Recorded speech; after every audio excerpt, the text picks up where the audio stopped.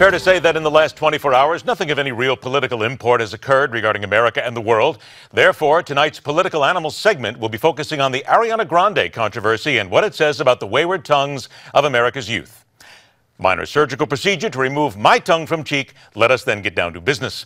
Welcome back the former head of FEMA, who echoes through the Rocky Mountains on 630 KHOW in Denver, Colorado, Michael Brown, and the senior political contributor from Forbes, who echoes across the heavens as co-host of The Daily Wrap, seen weeknights at 7 p.m. Eastern right here on Newsmax, Rick Ungar. Gentlemen, let's go ahead and get to it. And Mr. Ungar, I'm going to begin with you. Certainly as the individual on the left, I'm sure that you're sitting there going, you Republicans need to be quiet for a little while. This president did a heck of a job out there. He's in there trying to do what's the best for America, and it's all you Republicans, it's all your fault. Snarl, snarl, ganache, ganache, for giving the president any grief. How'd I do?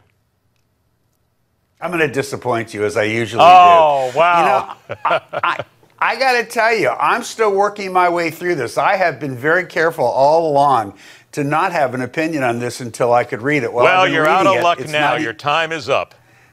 I know. I've been reading it. I spent most of my day since early this morning reading it. It's complicated. This is what I'm going to say, Ed. From what I've seen so far, I think there are parts of this that work a little bit better than I thought they might because of the way it's structured. And there are parts that I think we have some reason to have concerns over. If you add all of that up, you know what that equals? A negotiated agreement. So I don't know how to impress this on people, but I've been saying it a lot today. Everybody does, you had this part right, have to take a step back, take a breather, stop the This is an important one, folks. This one matters to your kids and your grandkids. Let's set aside the political extremism on both sides and let's look at what this deal might be able to do in the positive, what the dangers are in the negative, because there are some to be sure, and let's see what we've got here and let's track it through.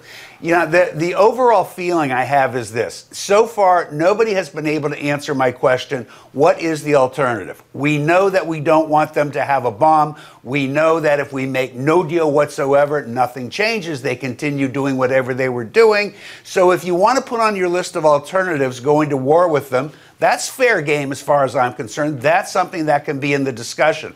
But let's avoid the false choices like talking about the sanctions, because we know for a certainty, every one of us, that while we might be prepared to stick with the sanctions and tighten them, the other countries involved are not prepared to do so. Therefore, sanctions, which have at best been moderately useful, they continue their program even with the sanctions in place, and they haven't disintegrated. That's not the answer. So let's look for alternatives. I got to say it, the Republicans have had a long time. We've seen this before with Obamacare. They hate it, they hate it, they hate it. Well, what have you got better? Nada. Okay, so, well, Mike, thanks to Rick here. We only have about 8 seconds left. No, just kidding. I made a speech. I'm sorry. You went off on it, brother, but no, that's great. Mike, we got 2 minutes left, and I'm going to let you go at it because I'll tell you, there are people going, well, we had to do something, didn't we? But others saying, not this. I want to jump, though, first on Rick's premise. Rick's idea that, you know what, we had to do this. It's a negotiation, so there's some good parts and there's some bad parts. And I would say that fundamentally I agree with that. If we're talking about a trade agreement, we're talking about some sort of visa reciprocation agreement. But here we're talking about the #1 sponsor of state terrorism in the world. I don't necessarily think that in this situation, negotiations that give Iran the kind of flexibility that this gives Iran, the president, truthfully, and I'm not trying to be partisan here, but I'm just trying to be honest. The president lied to us today when he said that we have 24/7 access.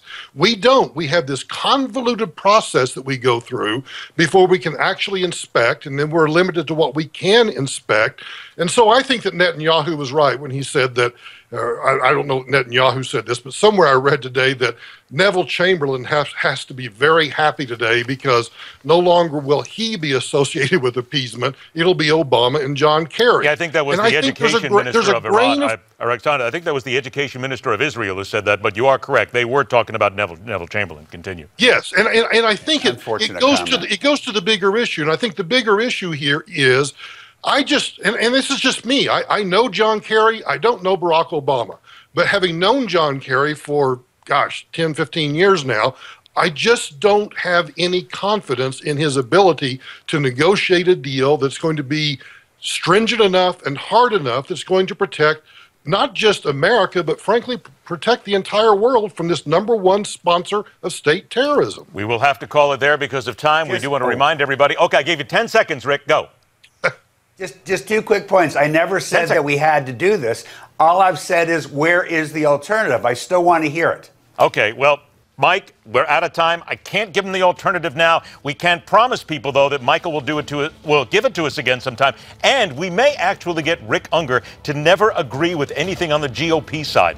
Could happen one time. Stay with us. It's going to be an amazing moment. Mike Brown, Rick Ungar, always a pleasure, gentlemen. Thanks for joining us. Coming up next, Telling It Like It Is, and ESPN, the most insulting marketing ploy ever, next.